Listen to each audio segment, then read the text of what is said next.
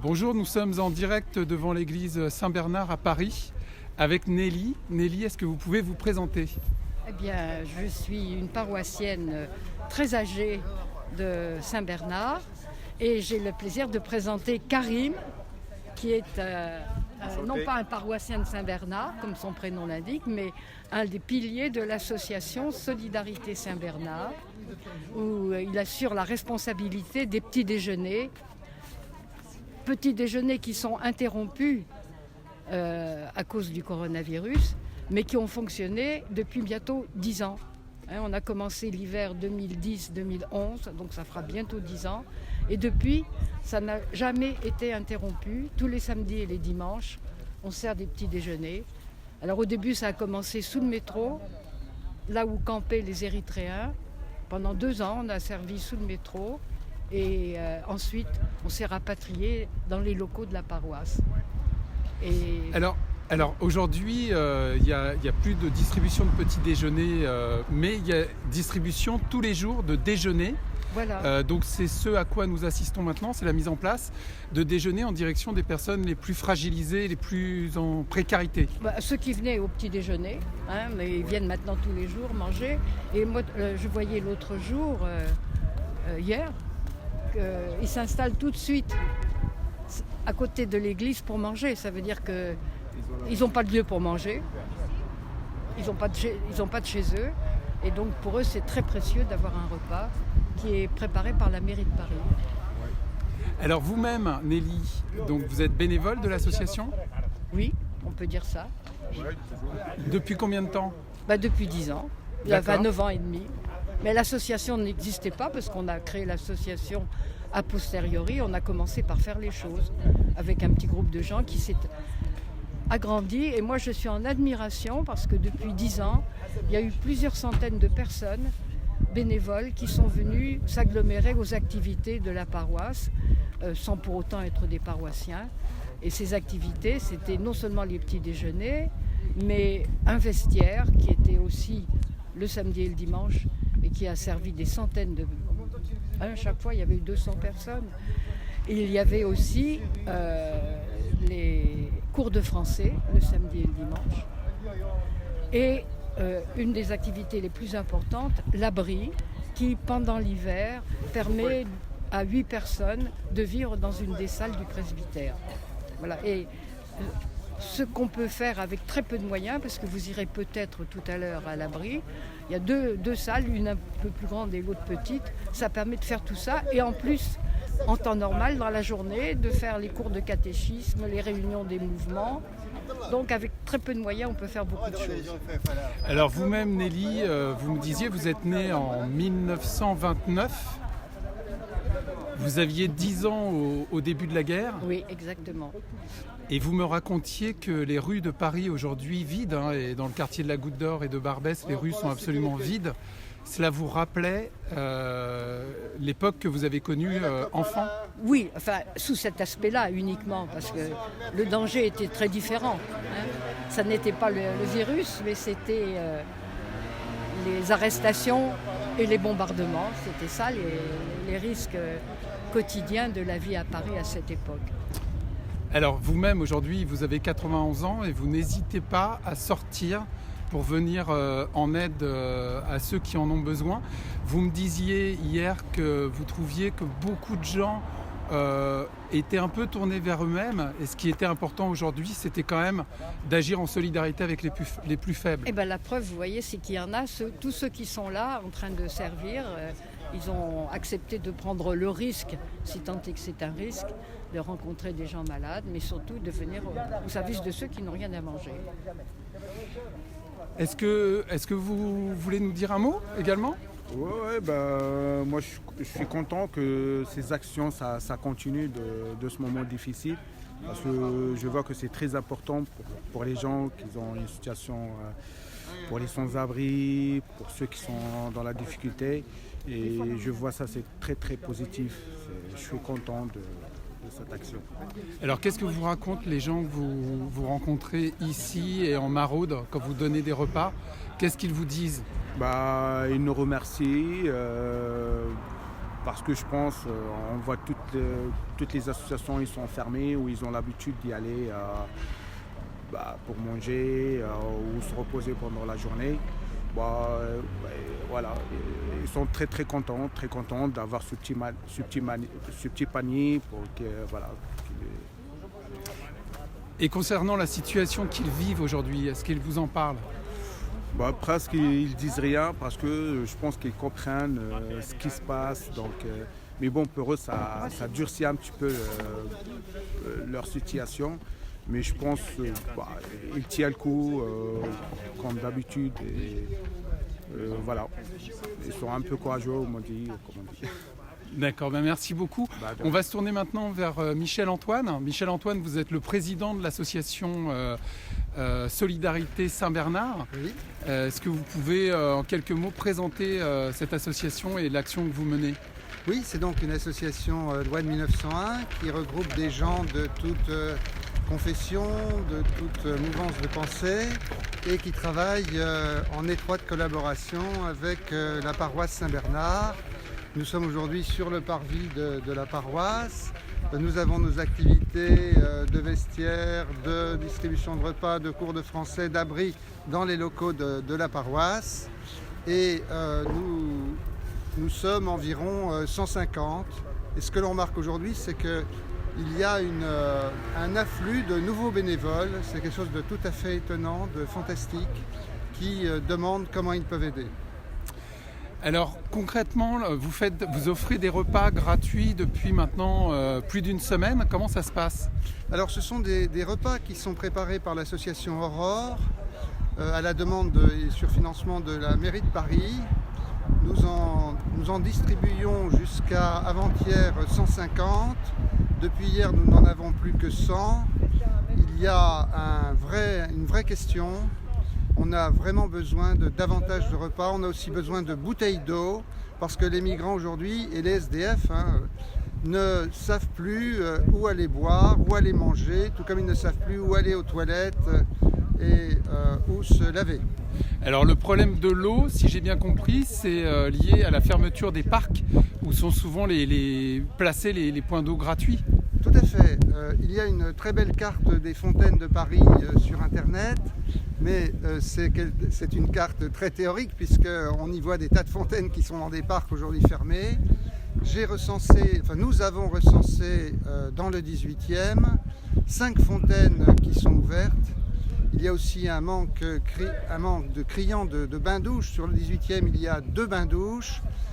Quant aux sanisettes qui étaient souvent fermées il y a 8 jours, elles commencent à être réouvertes. J'en ai compté 18 dans le 18e. D'accord. Que vous disent les gens que vous accueillez ici pour leur remettre des repas ou ceux que vous croisez aussi puisque vous organisez des maraudes, c'est-à-dire que vous partez dans le quartier en direction des gens qui sont à la rue pour leur remettre des paniers repas. Quels sont les témoignages qu'ils vous donnent aujourd'hui par rapport au confinement et à la situation? Alors, il y a des situations très diverses. Il y a ceux qui parlent, il y a ceux qui ne parlent pas, il y a ceux qui sont dans un état tel qui n'ont plus envie de parler, il y a ceux qui ne comprennent pas forcément ce qu'on leur dit, mais globalement, on voit des gens qui nous disent on a faim, on a soif, on a besoin de se laver. Quand on donne une bouteille d'eau, on nous demande si on ne peut pas en donner une deuxième parce qu'il faut bien se laver. Là, on est confronté à un manque de moyens puisqu'on donne une bouteille d'eau de 50 centilitres, c'est pas tout à fait assez. Et puis, globalement, il y a des gens qui, quand on engage le dialogue, surtout nous disent merci et sont reconnaissants et sont heureux peut-être de pouvoir parler à des gens avec qui d'habitude ils ne parlent jamais. Alors vous nous disiez qu'il y a de plus en plus de bénévoles, c'est ça? Comment ça s'organise? Alors vous avez combien de bénévoles aujourd'hui et comment êtes-vous organisé? Alors au niveau de Solidarité Saint-Bernard, on a 150 bénévoles. Pour cette opération particulière, on a 35 bénévoles qui se sont portés volontaires. Tous les jours, je reçois des mails de bénévoles Et je les contacte et je leur demande de s'inscrire sur un site qui est commun aux 24 paroisses qui participent à cette expérience. C'est un site mis en place par l'évêché qui permet d'une part de coordonner tous les besoins et d'envoyer éventuellement les bénévoles qui sont en nombre trop important non seulement vers des paroisses mais vers des associations, vers des structures d'aide aux migrants qui peuvent en avoir besoin. Et puis accessoirement, ça permet d'avoir une assurance. Alors vous me disiez également que vous êtes en collaboration avec les autres associations qui viennent en aide aux plus démunis. Oui, on essaye de plus en plus, ça c'est un travail de fond, de créer des réseaux. Alors ça peut être des grandes associations. Je vous ai cité tout à l'heure Aurore, je pense à Emmaüs Solidarité, je pense aussi à toute une série de structures sociales, de quartiers qui existent encore, qui font de l'excellent travail, aux centres sociaux. Je pense au centre, à la salle Saint-Bruno ici, je pense à une association qui s'appelle Espace Proximité Emploi, qui accompagne toute l'année durant les migrants vers le travail, vers la formation professionnelle. Et je pense à ce que fait la CIMAD, à ce que fait en liaison avec le réseau chrétien immigré dans le 19e rue Fessard. Je crois que ce qui est très important quand on voit des migrants qu'on accueille, premièrement, c'est de les accueillir de manière inconditionnelle pour qu'ils se sentent en confiance. Deuxièmement, c'est d'arriver petit à petit à créer ce lien de confiance et surtout de ne pas réinventer l'eau tiède, surtout de les envoyer vers les structures qui ont une expérience, soit de l'aide juridique, soit de la recherche d'emploi, soit tout simplement, soit de l'accès au logement, qui reste le premier problème, le très grand problème en période dite normale. Alors l'accès au logement, les migrants, ici nous sommes devant l'église Saint-Bernard, à la Goutte d'Or, Paris-Barbès, un quartier très populaire. Cette église est très symbolique. Est-ce que vous pouvez nous rappeler, pour ceux qui ne s'en souviendraient pas, ce qui s'y est passé il y a un peu plus de 20 ans maintenant ? Alors c'est une histoire tout à fait étonnante, on en trouve trace sur internet, en vidéo. C'était en 1996, au moment de la crise des sans-papiers. Le curé de l'époque avait accepté que les sans-papiers entrent dans son église et y restent. Et en leur disant seulement, écoutez, laissez-moi dire ma messe et puis après vous ferez ce que vous voulez. Et cette église a évidemment gêné les pouvoirs publics de l'époque et qui ont envoyé les CRS et les gendarmes casser la porte à coups de masse. On voit très bien des images sur internet. Et pendant que le curé qui disait sa messe récitait le poème de Martin Luther King, J'ai fait un rêve. Alors il en reste un souvenir très très très étonnant dans le quartier et on a beaucoup de bénévoles qui savent encore en parler. C'est tout à fait étonnant. Alors c'est la porte qu'on voit derrière nous qui a été cassée par les CRS. On se souvient des images qui ont fait le tour du monde. Cette porte qui a été enfoncée par les CRS pour déloger en fait les sans-papiers qui s'y trouvaient. Tout à fait. Les sans-papiers évidemment selon l'expression utilisée, troublaient l'ordre public et l'ordre a été rétabli au prix de cet assaut contre l'Église. Alors depuis lors, cette Église a gardé cette forte solidarité en direction des migrants, en particulier, mais pas seulement. Vous me disiez aussi vis-à-vis des personnes sans domicile fixe. Qu'est-ce qui est pratiqué ici à l'année en direction de ces populations ? Eh bien, on les reçoit de manière inconditionnelle, c'est-à-dire qu'on ne leur demande pas d'où ils viennent, on ne leur demande pas quel est leur statut, on ne leur demande pas s'ils ont des papiers ou pas, tout comme je ne demande pas aux bénévoles quelles sont leurs convictions. On les reçoit dans le respect de leur dignité d'homme ou de femme. C'est quelque chose de très important pour nous et puis on s'aperçoit qu'au bout de 4 fois, 5 fois où ils viennent au petit déjeuner, au cours de français, au vestiaire, eh bien ils nous parlent de leurs difficultés, ils nous parlent de leur parcours, ils nous parlent de leur quête de papier, de ce parcours du combattant qui souvent, dans la réalité, dure 3 ans. C'est très difficile. Et Oui, on essaye de trouver des solutions. C'est aussi très difficile, mais on arrive parfois à accompagner des gens jusqu'à la Cour nationale du droit d'asile. Et il y a un des migrants avec qui je travaille depuis 3 ans qui vient juste d'avoir ses papiers après décision de la Cour nationale du droit d'asile. On en est très fiers et très très heureux pour lui. C'est un Soudanais qui est parti de chez lui il y a maintenant 7 ans. Alors vous organisez également des cours de français, des hébergements. Oui, alors les cours de français, c'est une belle histoire. On a une vingtaine de professeurs qui donnent 1h30 de cours le samedi ou le dimanche. On est en train d'imaginer un ensemble de documents pédagogiques qui soient adaptés aux besoins linguistiques des migrants. Parce qu'on s'est aperçu de 2 choses.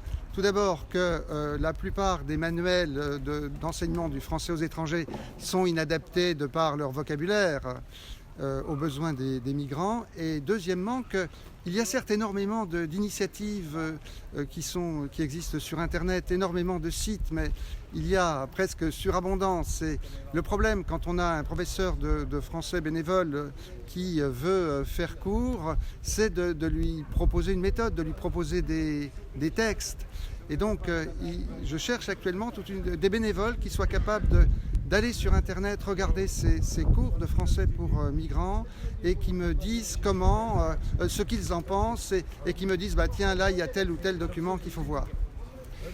Alors vous vouliez nous présenter aussi des bénévoles ou Oui, alors écoutez, on peut y aller ensemble. Vous allez voir, il y a Joao qui est le responsable de la distribution de repas. Il y a Camille qui va chercher tous les jours les repas au 70 boulevard Barbès. Il y a Jean-Louis qui donne ses repas. Donc, à eux la parole. Alors Joao, on va commencer par vous. Vous êtes adhérent de l'association depuis quand ? Alors depuis que j'ai emménagé dans le quartier, il y a 3 ans. Voilà, avant mon service principal c'était de coordonner l'abri.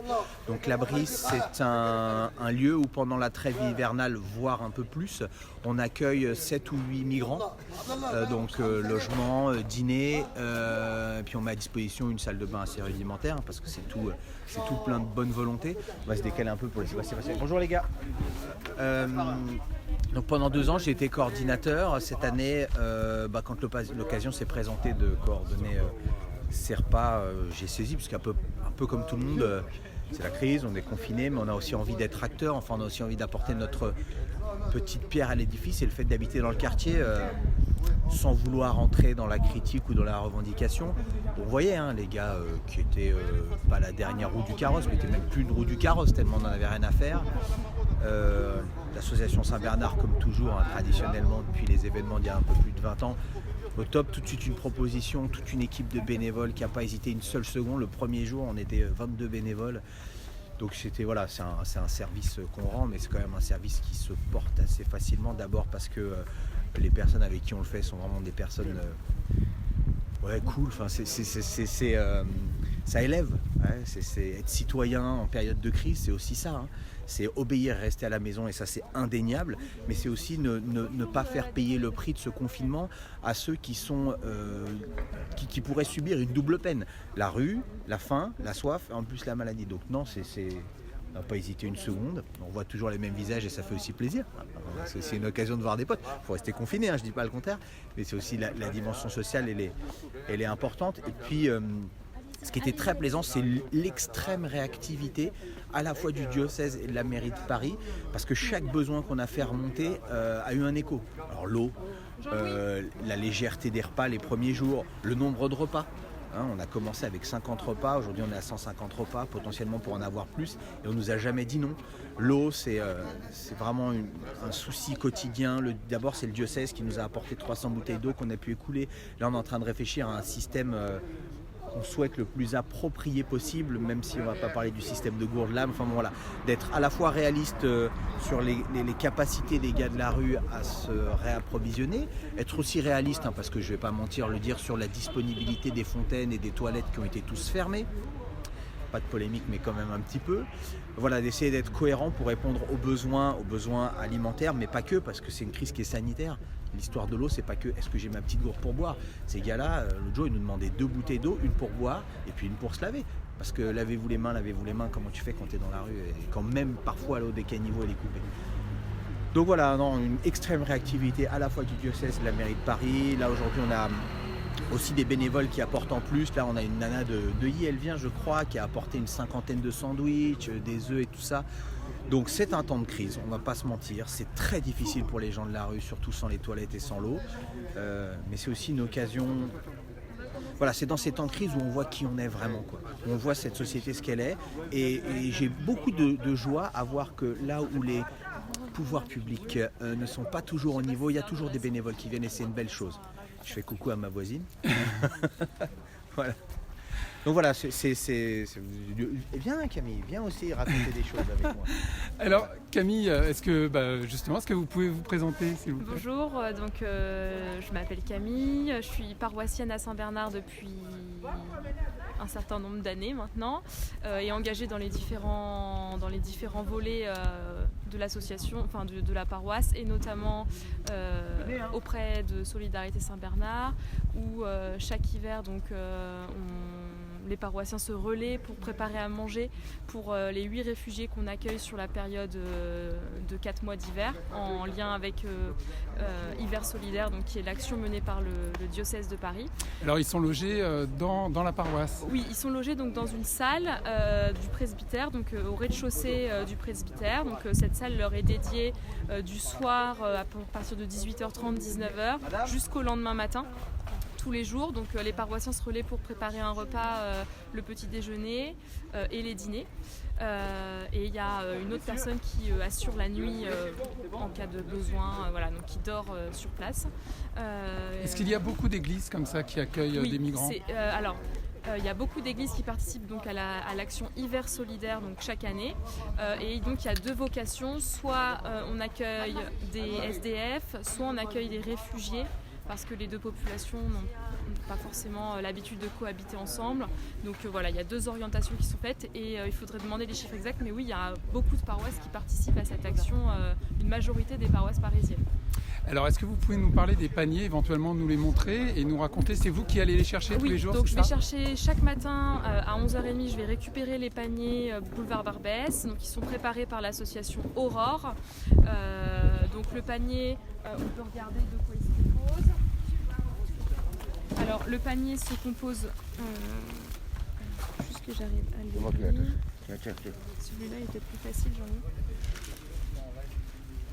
Donc généralement dans le panier on va trouver un morceau de pain, un bout de fromage, une salade, c'est bon ? Un yaourt, voire 2, ça dépend des jours, un fruit, une compote, un gâteau, il y a aussi des couverts jetables pour pouvoir manger, donc du fromage. Donc ça c'est le panier de base. Certains jours ils ajoutent un sandwich en plus, ça dépend des jours. Sur certains paniers, nous on a pu ajouter un 2e sandwich et des œufs qui sont amenés donc par une personne qui sont préparés chaque jour par une personne qui vient du 16e et qui nous les fait livrer. Donc on voit que la solidarité dépasse largement le cadre de notre paroisse et de Saint-Bernard. Et alors au niveau de l'eau, parce que c'est une grosse préoccupation, l'eau. Donc là c'est le petit manque qu'on a pour le moment, c'est qu'on n'a pas de bouteilles dans les paniers. Pas aujourd'hui, mais hier il y en avait, j'ai vu. Hier oui, parce que hier elles ont été livrées donc, par le diocèse de Paris, elles nous ont été livrées directement. Donc là c'était une initiative parallèle. Des gourdes vides doivent arriver donc, pour les fournir aux personnes qui viennent chaque jour.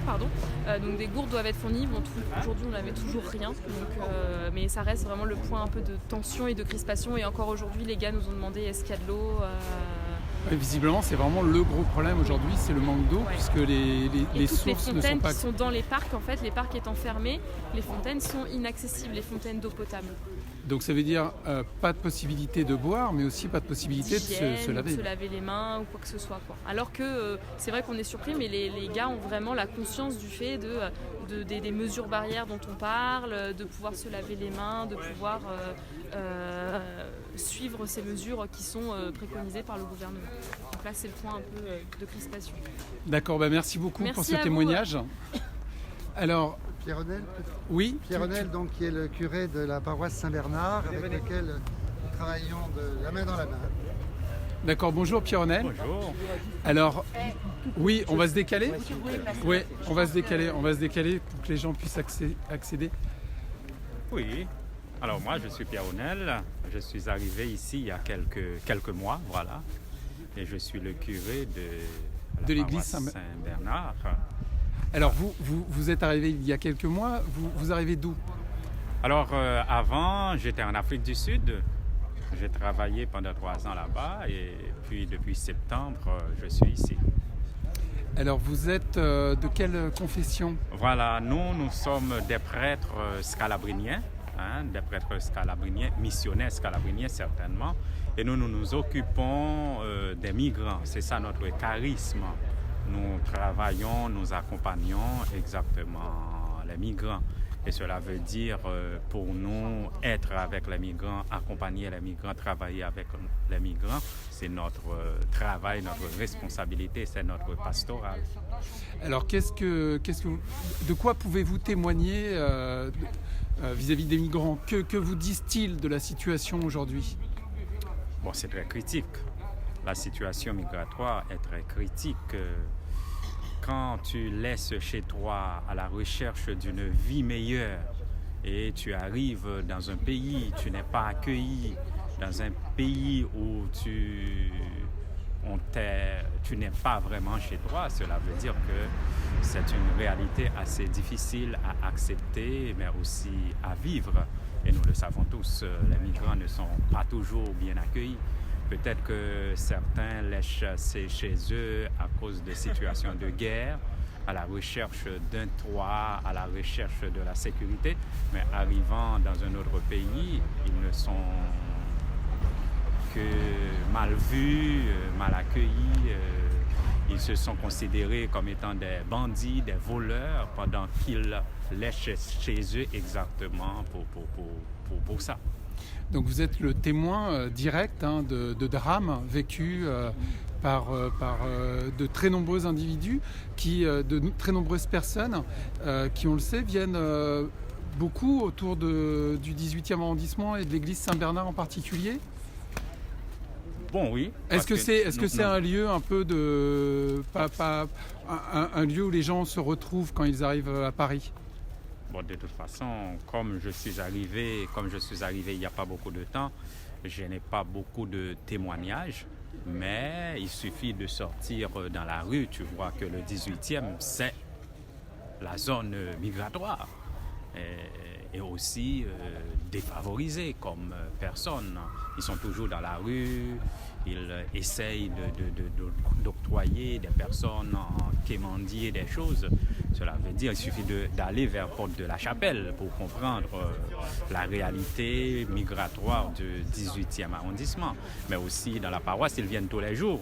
Peut-être que le président de l'association vous a déjà parlé que oui. Comme paroisse, normalement en étroite collaboration avec l'association Solidarité Saint-Bernard, nous avons tous les week-ends de petit déjeuner, dimanche et samedi, nous avons le vestiaire, nous avons le cours de français et nous avons aussi des abrités de l'hiver solidaire qui d'ailleurs sont encore là à cause du confinement. Avant, ils venaient seulement pendant la nuit et maintenant, ils sont là 24/24. Et puis, nous essayons de les accompagner, de les encadrer et de les aider à surmonter ce moment difficile. Merci beaucoup pour ce témoignage. Merci.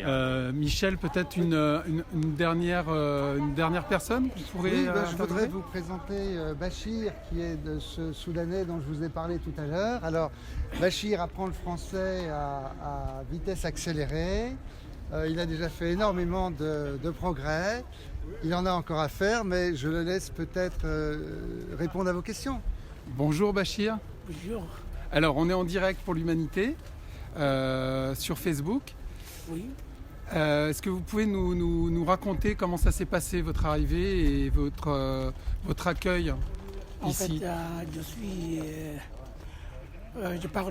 suis sorti de chez moi d'abord. Oui. Oui, je suis sorti de chez moi depuis 25 juin 2013. J'ai vécu en Libye depuis 5 ans et je suis en France depuis 3 ans. Voilà, et j'ai obtenu du papier depuis 2 mois. Voilà, et maintenant on est en train de faire des cours de mathématiques, cours de français. Oui.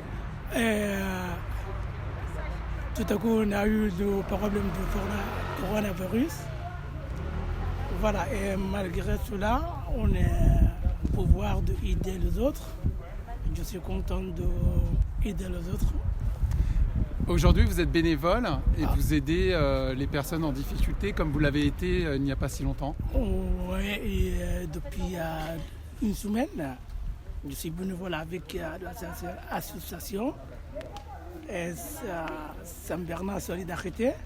C'est le président, c'est Michel Antoine. Oui, qui est ici avec nous. Oui, qui est ici avec nous. Voilà. Eh ben, merci beaucoup pour ce témoignage et bon courage. Bonne continuation dans vos actions. De rien. Au revoir. Au revoir. Michel, un dernier mot peut-être pour conclure. Qu'est-ce que vous souhaitez dire à tous ceux qui nous regardent et qui souhaiteraient agir également en solidarité avec tous ceux qui aujourd'hui, on le voit, en ont vraiment besoin? Trouvez la manière dont vous pouvez participer à cet effort collectif.